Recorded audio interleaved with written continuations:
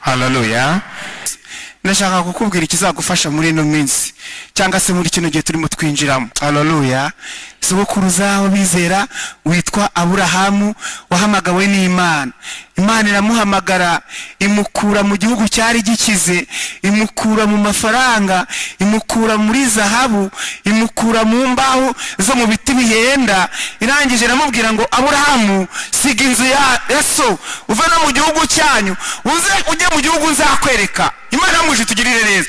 Iramubwira ngo ngewe ubwanjye ni kuwiteka Imana yibwira Aburahamu ngo ngewe ubwanjye nzaguhindura ubwoko bukomeye kandi ikindi kigeretseho nzaguha umugisha. Haleluya.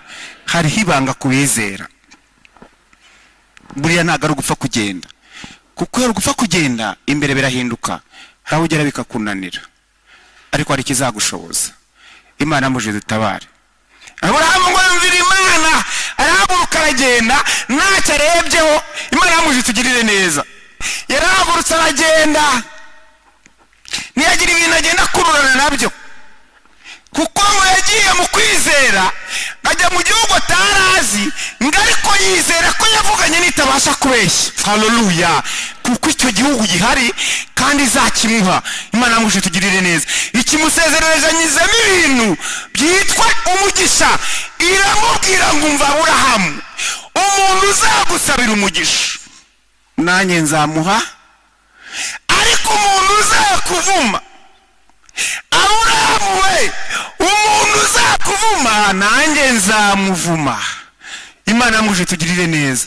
Bivuga ngo ukwiye gukiranukira Imana ukageza ku gupfa. Haleluya.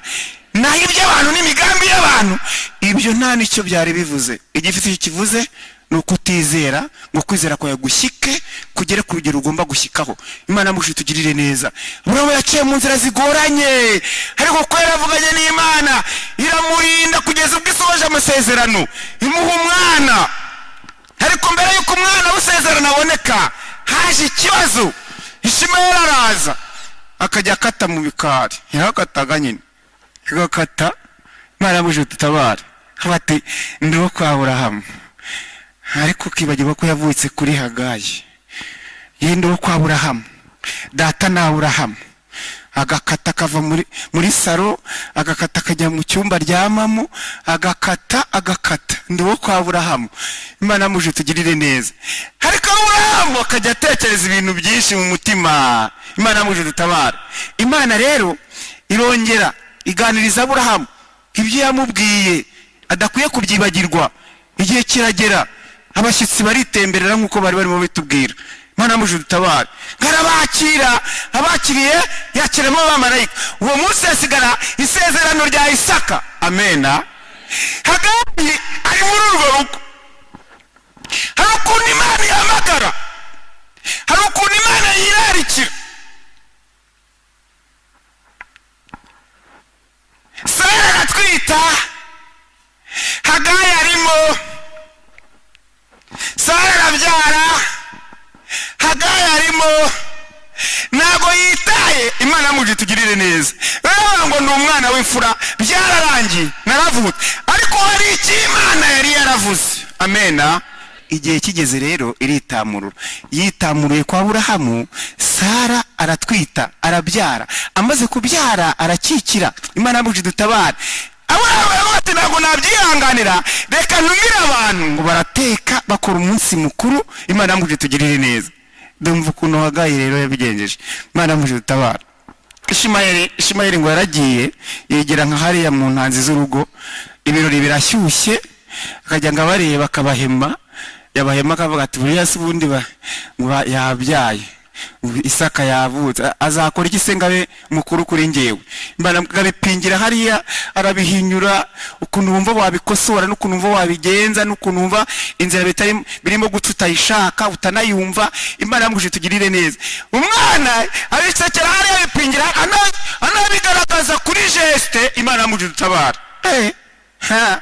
Sara rero Imana yamuje turengeye ngo amurabutswe. Imana yamuje tugirire neza. Haleluya. Umugore ni itorero, sibyo? Riri maso kandi rireba kure. Amena. Sara ngaramubona mubonye arahaguruka aravuga ati umva mutware wanjye. Haleluya. Ntago biri bukunde, hagarika ibirori aho bigeze. Habaye iki mufasha wanjye? Aramubwira ati do reba uriya mwana, ubu tuvugana rero Isaka arahari, senda umwana na nyina. Ngo Aburahamu bimutera agahinda, ngo ariko Uwiteka Imana ahita amanuka. Haleluya. Aravuga ngo umva Aburahamu, umvira Sara, icyo akubwira cyose ugikore. Ngahita gufatira ikintu bita imvumba y'amazi, impano ya Ishimayeli. Imvumba y'amazi yari afite imisozi, ariko ntabwo uyu mwana yari afite gakondo kwa Aburahamu. Uyu mwana nta sezerano ryo kugabirwa cyangwa ryo gutuzwa yari afite kwa Aburahamu. Tuzimuka mu isi tugende tujye iwacu mu ijuru, ariko hazajyayo abizeye Kristo nk'umwami wabo n'umukiza.